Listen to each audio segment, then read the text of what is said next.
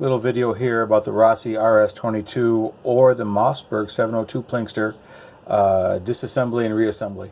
I said both weapons, both guns, because they're both manufacturer. They're made by CBC, a manufacturer in Brazil. I don't know if you can see that on the barrel or not. But they're both made, it's made for both companies and just manufactured, but it's marketed by each one respectively. Anyway, so this is just going to be about the disassembly and reassembly. The first thing is, let's talk about what I like to use to do it. First thing is a medium Phillips head screwdriver. I like to have a flathead screwdriver also. You don't need it, I just like to have it. I like to have a pair of needle nose pliers and some kind of punch for the retaining pins. I just use an old Allen wrench. Just makes it easier. So first thing, when we turn it over, you're going to notice that we have the two screws holding the stock to the barrel and receiver, and simply just unscrew them all the way, and they should fall right out once you get them all unscrewed. Once you turn it over, just turn it over. Yep, and they both fall out. You just put them off to the side. Now, I should have said this first, and I didn't. Always make sure that your weapon is clear and unsafe. As you can see, I have the chamber flag in there. Pull the 10-round magazine out. Pull the bolt back. You can see it's clear, it's unsafe. So now I'm going to just push on the trigger guard, and the receiver and barrel comes away from the stock. Stock is just a simple polymer synthetic stock. Good little stock, nothing special about it. We see we have these two retaining pins in here. Okay, we're going to want to pop them out from the back side, or the side that the bolt is not on. And that's where this comes in. Allen wrench comes in. Just give it a good little push. This one comes out. The front one is a little bit tighter on mine, so I got to be a little bit more persuasive.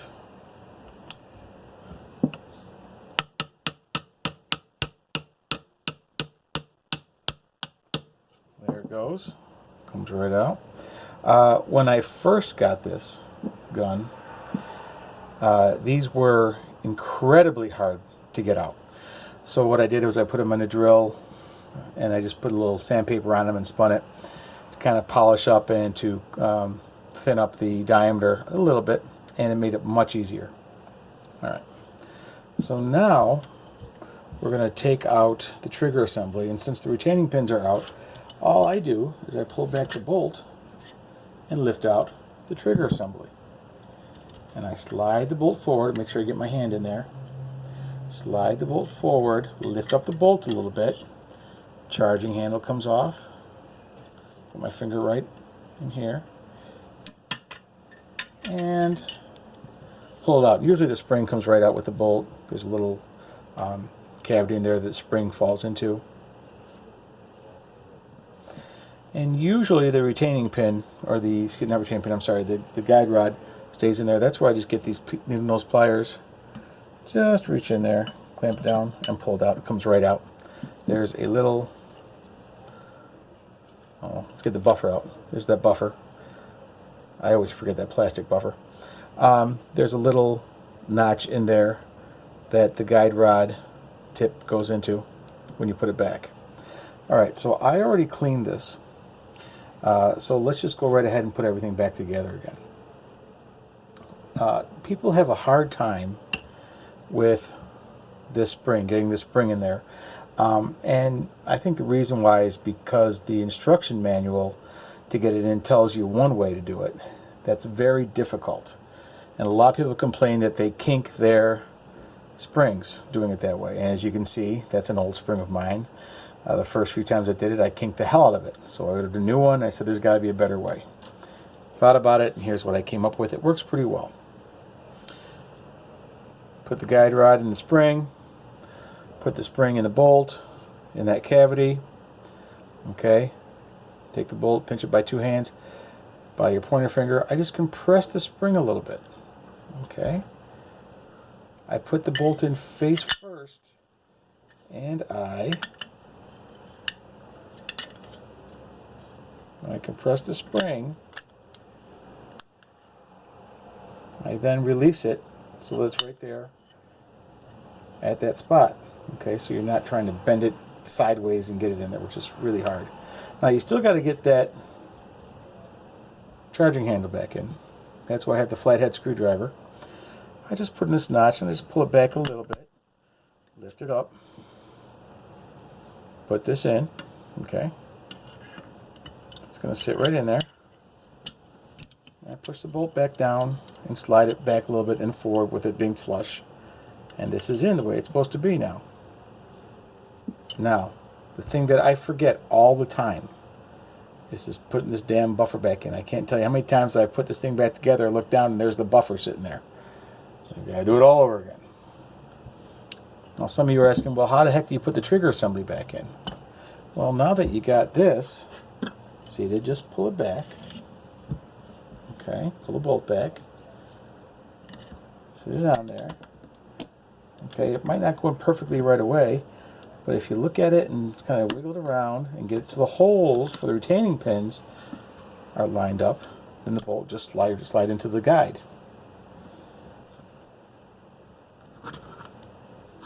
Put the pins in. That one went in super easy. Front one going to be a little bit more tight. So I got this wooden handled screwdriver. Put it on the blocks. Give it some persuasive taps, and there you go. It's in there. Just putting the stock back on is as simple as it was taking it off. I'm going to line it right up. Push it with your fingers. Snaps in. I'm just going to take the screws.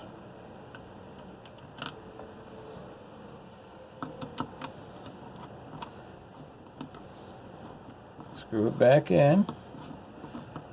Don't need to tighten it down much, just a little. Snug it down for both of them. You want to tighten them up a little bit at a time once they're both in snug. That's up to you. It doesn't need to be too tight. Snug it. And snug it. Okay. So, that's really it for putting the Rossi together, or the Plinkster. And taking apart and putting it together. It's a great little gun. Some things about the Rossi, if you don't have one, okay, it has a bolt lock back feature. You got to press down the charging handle to get it to lock in. Pull up, goes forward. If you have a magazine in it, empty mag. If you have a magazine in it, just pull it back. It'll stay back on its own without pushing down on the charging handle. Okay, but the magazine is what's keeping the bolt back. Take the magazine out. Obviously the bolt slams forward. Okay. Safety is a regular cross safety. Sights on it. Okay. Rear sight is fiber optic. Actually, the front sight's fiber optic as well. Nice little sight. You know, it's kind of high up on there, so if you do have a scope that you put on it, gotta make sure you got the high rings on it so it can clear. I can't really think of anything else to say about it other than it's a fun little accurate shooter, and I hope you have a lot of fun with them.